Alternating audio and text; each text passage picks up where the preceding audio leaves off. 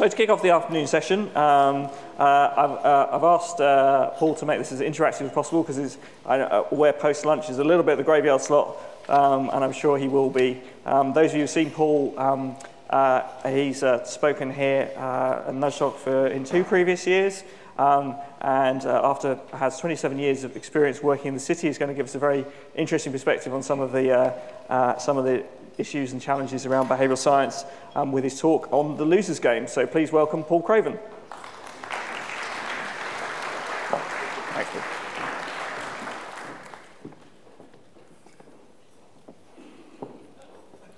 Your mind plays tricks. I'd like, please, for you to focus on the flashing green dot in the centre of the screen. And as you focus on it with a laser-like precision, what should happen is that the fixed yellow dots, like the corners of a triangle nearby to it, should disappear from the periphery of your vision. 1, 2, 3. They may come back again. They may disappear. Is that working? Yeah. And I'll leave it up there for a bit. And it's crazy, isn't it? Because what's going on here? Well, your mind is focusing on the green dot. Those yellow dots, as you probably accept now, are always there, and there's a moving blue grid. And I particularly love this. Firstly, it's an optical illusion. But secondly, it shows me your mind doesn't always work the way you think it does. And finally, and most importantly, it's a wonderful metaphor for this subject we all love so much, behavioural science.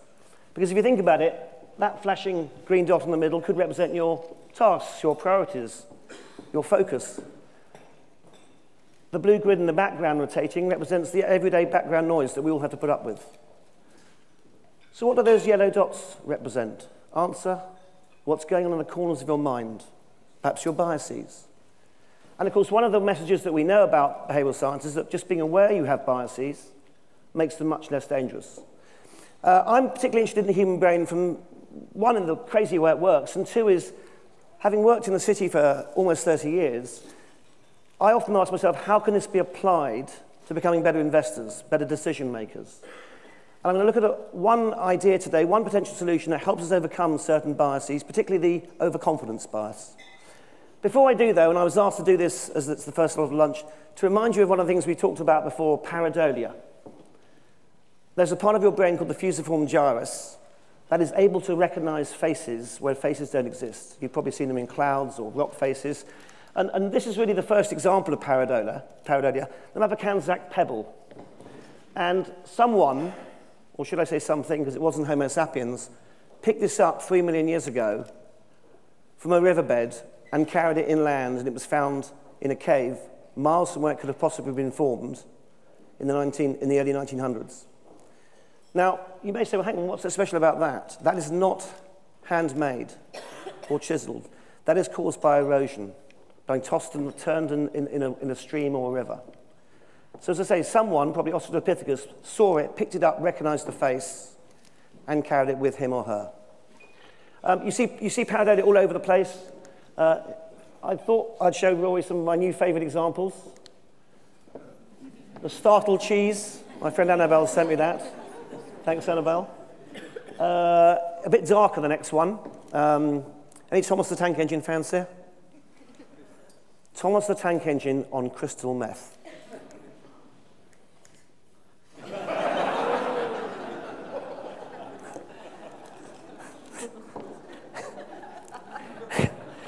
And my favourite one of all, and when you see the next one, it's sort of create your own pareidolia, right?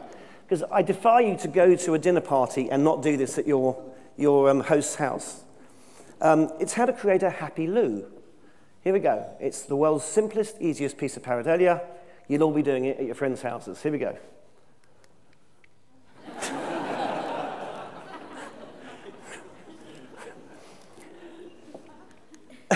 Serious point. So, the human mind doesn't always work the way we think it does. It has biases, we know that. As an investor, I'm very interested in this concept of luck versus skill. And I suspect we all have definitions in our own head of what skill means in our own job and our own role. And a brilliant analysis by a gentleman called Michael Mabussin came up with this idea of a luck-skill continuum. And certain performance-related activities can all be fit on this continuum somewhere. So take the pure luck end, for example, something that's 100% luck, something like roulette or the lottery. Take something that I think most people regard as 100% skill, chess. And what Michael Mabison has done is taken various sports. He's an American, so it's obviously American sport dominated. He's looked at the stats, looked at the consistency of the stats, and placed various sports along that luck-skill continuum. Because luck comes into life in nearly everything we do. Randomness, fooled by randomness we often are. Unfortunately for people who work in the financial industry, he puts the financial industry down here. Now, I think that's pretty unfair, really. I don't think it's quite that bad. Because I've worked with some fantastic investors in my 30 years. I've worked for 3 great firms. And I know there are skillful investors out there who I'd regard as being much more nearer the skill end than the luck end. So I thought today, what sort of behavioural biases do these sorts of good investors overcome, and how do they do it? And I wanted to use a concept which I think is very interesting, because it's called the loser's game. Oh, and one more thing, before I pass off this page, this luck-skill continuum, think about your own job. Your own role. Where would you fit on that? And if you don't know, ask yourself this question, because this is how you find out where you are on the continuum. Could I do my job badly? Could I underperform? So, for example, take the extreme examples. Can you go to a casino and deliberately lose? No, you can't. It's pure luck. Can you deliberately lose at chess if you're a great player? Yes, I'll play some bad moves. And so it's how easy is it to do badly actually gives you a big clue as to how much skill that you have. How easily can you do badly deliberately? So just remember that concept when we come on to the loser's game. How do investors typically lose money? Well, I've come down to sort of 3 bads. Bad decisions, where you simply make a bad decision. Your analysis may be bad. Implementing decisions badly. That's not going to help. And bad luck. And again, I don't want to underestimate the importance of good and bad luck in all of our lives. And of course, it reminds me about the biases we have. And one bias I've seen in our industry is overconfidence. So how do the best investors overcome overconfidence? And it's this concept of the loser's game. When I was first given this, I think it's a 6-page paper, 6-page article in 1986 when I started in the city. And a director of the company I worked at the time dumped this 6-page photostat on my desk and said, "This is the best investment advice you'll ever read." And all these years later, I have never read anything better. And it's a guy called Charles Ellis, and he went on to write a book about this concept in 1998, sorry. But the original 6-page article is fantastic. And what Ellis does, he says, there are lots of aspects of life where we're not actually playing a winning game. We think we are a winner's game. We're playing a loser's game. Now, what does he mean by that? He means the people who win in the end are the ones who don't lose. And I'll try and explain what he means by that. And what were his sources? Well, he obviously studied the investment industry. And he went back and found all the people who'd done well up to 1975 and done badly, and tried to look for traits of the good investors, the skillful investors. And he worked out pretty quickly that lots of people had a good period of performance, but fell away quickly. They started losing. So he turned to other disciplines, like tennis, like golf, and indeed like the military. And this 6-page paper is brilliant. And he saw pretty quickly, for example, that someone like Professor Simon Ramo had done work on tennis, amateur tennis. And for those of you, hands up those who play amateur tennis. I guess a lot of you would, right? Think about this next time you play. Rarely do you win a point with a great shot. You more likely win because your opponent makes an unforced error. And he reckons about 80% of points are won through the other person playing a bad shot, and you win the point. And he then takes it onto this world of investment. And I think that he suggests that professional investors are a bit like amateur tennis players. The really good ones, the really skillful ones in the long term, get the ball back. They don't try and hit great winners. They don't try and think they'll pick the next best thing. They're just happy to play their own game and keep going. And I particularly like this because they minimize their mistakes. And that's certainly a key aspect of all the best investors I've seen. It's not about having brilliant decisions. They often do, but the key to long-term success and survival and avoiding the overconfidence bias is reducing or mitigating your mistakes. And these are the sorts of lessons from his 6-page paper. Keep it simple. Whatever you do in your life, keep it simple if it's a loser's game. Focus on what you're good at, but remember defense is as important as attack. But think about it, in business today, all these self-help books, how to be a billionaire, how to invest brilliantly. It's all about trying to hit winners. And what Ellis's advice is backed up by stats is, no, I actually don't believe that. It's about avoiding the losers and play your own game. And I think it works rather well. And I was sort of so obsessed with this concept, I thought, well, hang on a second, he's talking about amateur tennis. I'll look at professional tennis. Does it still work there? Because he said it didn't. And rather bizarrely, it doesn't work quite as well in professional tennis, because obviously our top players do hit winners. But guess what? When you start looking at some of the stats of their games, you find people like, well, take this example, I don't know how clear you can see this, game between Federer and Nadal. Federer hits loads and loads more winners. His first serve is much more aces, 11 aces to 4 in this particular game. But look at the unforced errors that Federer makes. He makes a lot more unforced errors in this game, 64 against 41. So he's hitting more winners than Nadal, but he's hitting a lot more losers. And he lost this game. And Federer, as you know, is a man who can control his emotions. He has a game plan, very systematic, and he's very, very powerful. And I put to you, it's as much about avoiding the losers. Which brings me back to investment. This is like the emotional cycle. The optimism, the joy, the exuberance we feel when we're invested in something that's going up. Hindsight tells me that's when we should be most wary of dangers. It's the point of maximum financial risk. And yet when markets are all weak, the world's going to hell in a handcart, the papers are bleeding headlines about how bad everything is, that's when the real investors are looking to pick some winners. But in the downturn before that, they've tried to avoid the worst losers. And I love this line that Ellis says, avoid over-trading in investment markets. Avoid trying to do too much. Again, a mistake that many investors think, I've got to be trading, otherwise I'm doing nothing. He says, because when you try to do something, it's on average a mistake. That's rather wise. So, self-discipline. I just had to point out that if you're going to try and control your losers, you have to be a master. You have to be systematic. Now, lots of things you can do to be more systematic to overcome your biases.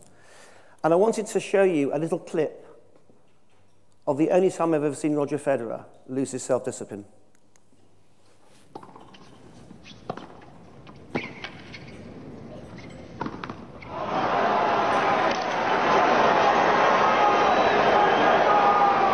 It's been a long time coming. And that might help, even though the crowd are getting on his back a little bit, because it's not possible just to continue to accept this many errors off one particular shot. And that's the first time I've ever seen Federer do something like that. Gonzo would have been delighted with that. That's what happens when I play my wife at tennis all the time, by the way. Sorry, Di. Last idea to finish with. Controlling or overcoming your biases is part of this playing the loser's game. One of my big heroes is Charles Darwin, and I'm so pleased to hear his name mentioned so much today. When Darwin had a difficult decision to make, he knew he'd have biases that would affect it. Indeed, much of his work throughout his life, he failed to publish it quickly for many reasons. But one of the reasons was he kept trying to disprove his own theories himself. And most of us don't do that. Most of us don't play devil's advocate inside our own heads. Darwin had a big decision to make in the early 1830s. Should he get married? And he fell in love with his cousin. And this is a page from his notebooks, and I'm going to give you a clear version of this page in a minute.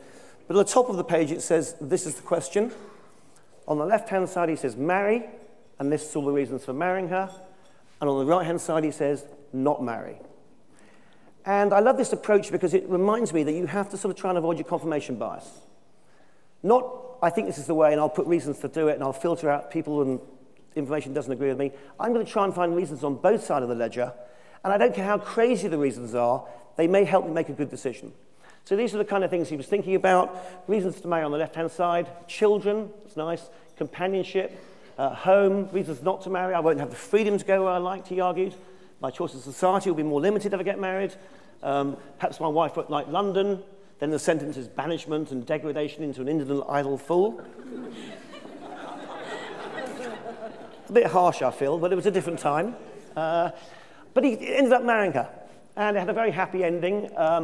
And they were married for a long, long time and had 10 children. For me, what probably swung it, and I can see some of you have spotted already, in his shorter list of reasons to marry her, The last one, better than a dog anyhow. Again, apologies to my wife. But it's a serious way. It's a serious way of avoiding confirmation bias. It's a serious way of trying to avoid the losers. And I think this is a really profound thing in investment. I'm going to finish with that and say thank you very, very much indeed. Words of wisdom. If you don't know who you are, the stock market is an expensive place to find out. Thank you very much indeed.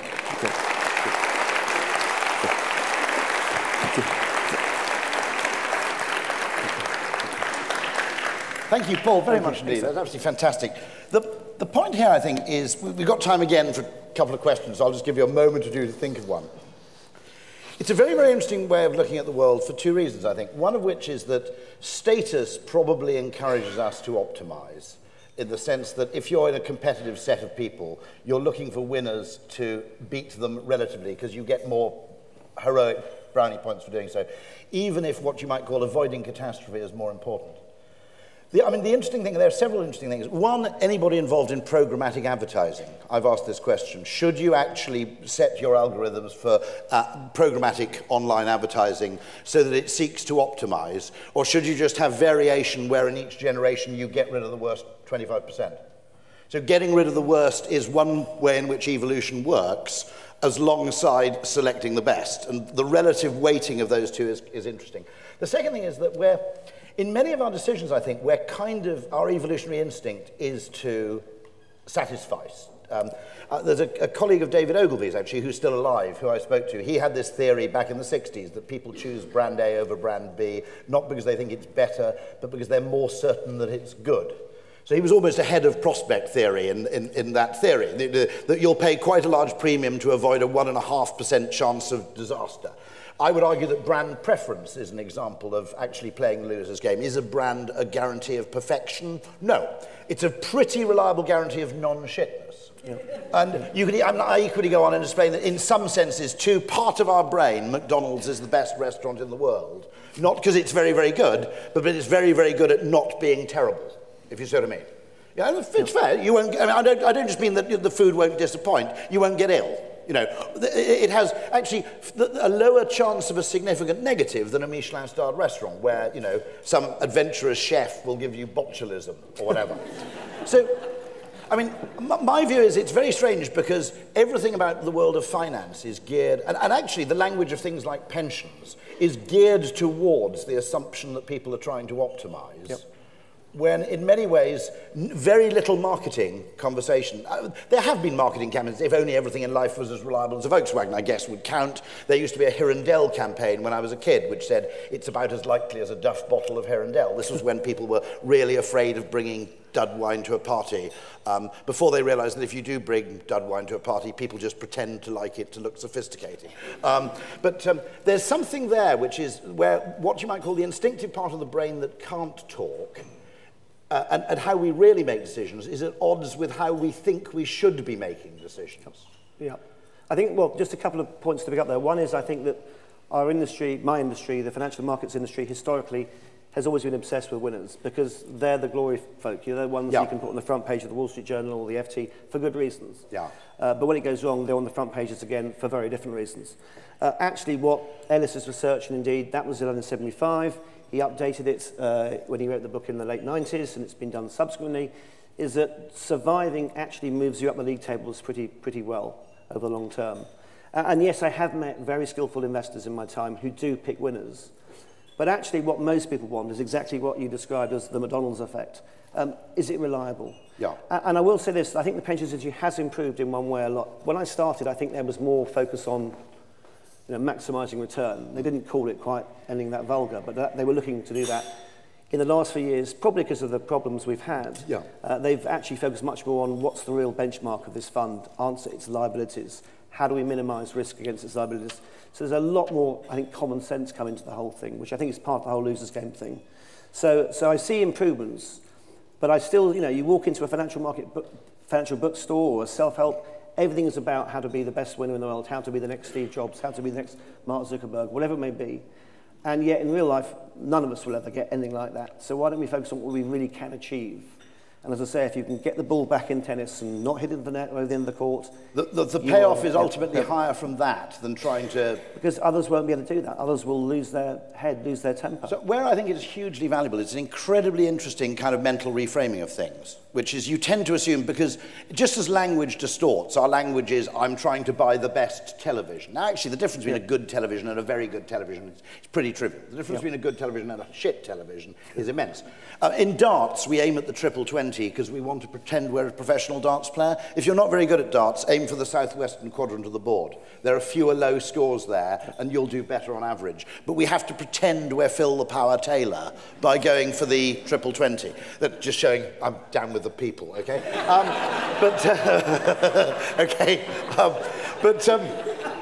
I mean, I've seen that same reframing applied to things like Ashkenazi Jewish intelligence, which is that all that happens is being Jewish in 17th century Poland is really tiring. You've got to do a real load of Talmudic study. You've got to observe really complicated dietary laws. So basically, the thickest 20% every generation just dropped out and became Catholics, you see?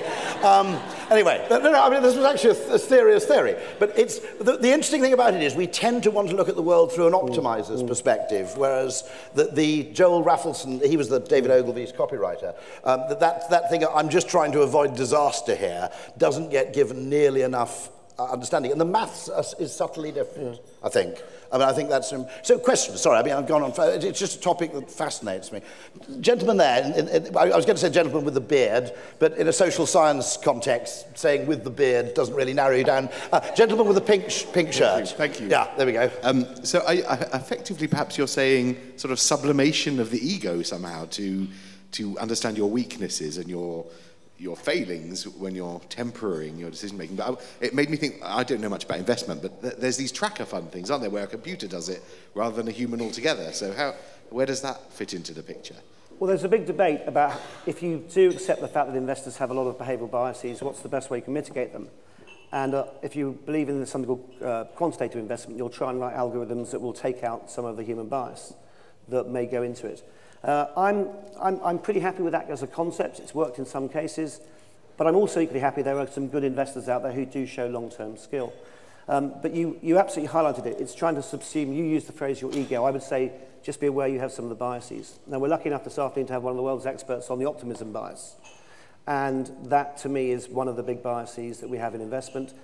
The second one I think I see everywhere, not just investment, is confirmation bias. And that's what Darwin was trying to avoid with that table of his. The other thing I'd look at is just actually need for explanation bias, which is if you look at people buying motor insurance, now 17-year-olds will basically buy the cheapest thing there is because they're just getting motor insurance to satisfy a legal requirement, okay? I mean, you could call yourself shark insurance and they'd basically take the policy. Once people get a bit of discretionary income, they will pay sort of 20 or 30 pounds a year extra or a bit more for a recognisable brand which they actually trust will pay out in the event of a disaster. And now the interesting thing is that we do that instinctively. I would argue it's rational, looked at from the point of view of satisficing. The second you've got to justify that decision to a committee or a procurement officer who says, why didn't you choose shark insurance, okay, it becomes much harder to do. So the need to appear rational possibly biases our behaviour in favour of optimization because that's the accepted mode of decision. I mean, anybody here, how many advertising clients are here now? Quite a few, okay. You've all had to go through that procedure when you choose an agency where they give you 10 weighted, you get a scorecard and you've got to rank the agency on 10 attributes and you add them up and you appoint the agency with a higher score. Nobody actually does that, right? They choose which agency they want to win and then they backfill the numbers so it works. And that's because although we think that's how we should make the decision, instinct would probably say, well, if the agency is just terrible on one dimension, I just don't want to work with them. What the hell does it matter what I give them on other scores, you see? So it's a very interesting thing that there's this idea of how we should make decisions and how evolution has encouraged us to make decisions. And it's not always the case that the spoken rational form is right and the instinct is wrong, I guess. It's just harder to put satisficing into words. And there's certain cases, like when you get married, where you probably shouldn't, to be honest, okay? Pretty unromantic, isn't it? Yeah, I chose you, Welsh should be a good way of satisficing, by the way, if you're getting married. Choose someone from a cultural group that's got really low expectations of male behaviour. That'd be my advice. But no, it's just harder to put up. Brilliant. Gerald is probably the perfect person to ask the next question. I'm from a similar background to Paul, but I'm actually going to ask a tennis question. I'll step back at this point. Well, I think it's fascinating for everybody in the room. I don't know if you want to go back to your slide with the statistics that showed the tennis players. I don't know if you can go back to that, but I was very struck by the fact that everybody who plays tennis makes the second serve as a much weaker serve. If you look at the speed of the second serve, so what have we got down there? The first average speed and the second average speed. Even professional tennis players seem to sort of hesitate or hold back. Thoughts on that at all? Well, my tennis ability is limited to when I play on holiday with my family and stuff. And I've got 3 teenage boys who are much stronger, much faster, much quicker than I am. And they should beat me pretty easily. And the only time I used to be able to beat them, I can't beat them now, is when I just try and get the ball back and they'll try too hard to smash it or to serve too hard. So they'll have a lot more double faults than I'll have. And I worked out pretty quickly that I shouldn't try and hit a hard first serve. I should have my second serve first, because that gets the point going. And the moment the point's going, I've got a hell of a lot better chance of winning it than I have if I hit a double fault. And so, again, the loser's game comes into play. I think that works in investment. Don't try and smash that first serve too hard. I mean, it's lovely to sort of try and impress your boss and have a great first year, but actually keep it going. It's interesting because Rory and I have been talking about this before. Some of the more sensible pension schemes now in the first year, if they've got a young person to invest in it, in a sort of DC type arrangement, rather than give them an investment they could take, which is a long-term 40, 50-year view, an equity, for example, or a stock market, you put them into something really safe early on. Something that they really don't need to invest in on a 40-year view, but you don't want them in the first year reviewing it and thinking, gee, that went really badly wrong, I'm going to stop saving. And people like Shlomo Benazzi and others have done lots of good work on this. You want to get them going. And in fact, that brings me back to Charles Ellis. You want to get them in the game. And people who stay in the game survive and flourish. And the only thing I would say is that this, to me, is exactly the financial equivalent of what we're always talking about with Herb Simon and this idea of maximizing versus satisficing. And this is the financial equivalent, as close as I can find to it. And I think they're both brilliant concepts, and they're ones that I would certainly encourage people to think about.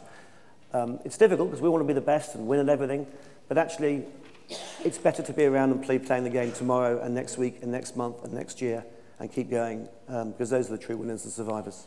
There's an interesting question that the very best possibly has a higher hidden cost attached as well, which is there are obviously the metrics you're aware of and the things you aren't. So the urge to maximize in available, according to available dimensions, may cause you actually to create problems just in the things you're not measuring. Do you see what I mean? Because, the 2 forms of satisficing that Herbert Simon talks about is you either maximize with limited information, and the risk of that is actually that, if you choose 3 dimensions, the car that is the best on 3 dimensions, it will typically be very bad at the 4th one that you haven't measured. So cars with very high acceleration, for example, tend to be bloody uncomfortable and have no luggage capacity. Do you see what I mean? That most things are kind of a trade-off. Yeah. And the danger of selectively maximizing is that... Oh, sorry, okay, that was a strong nudge. Anyway, that's a free new way of looking at the world and understanding human behavior. The reason being, as an evolutionary scientist, it might have been Isabel explained to me, there are far more ways of dying than there are of surviving. That's why we're calibrated this way. One last point. Okay. This is costing. Yeah. There are a lot of friends that pay anything to see me in front of that picture. Anyway. Thank you very much.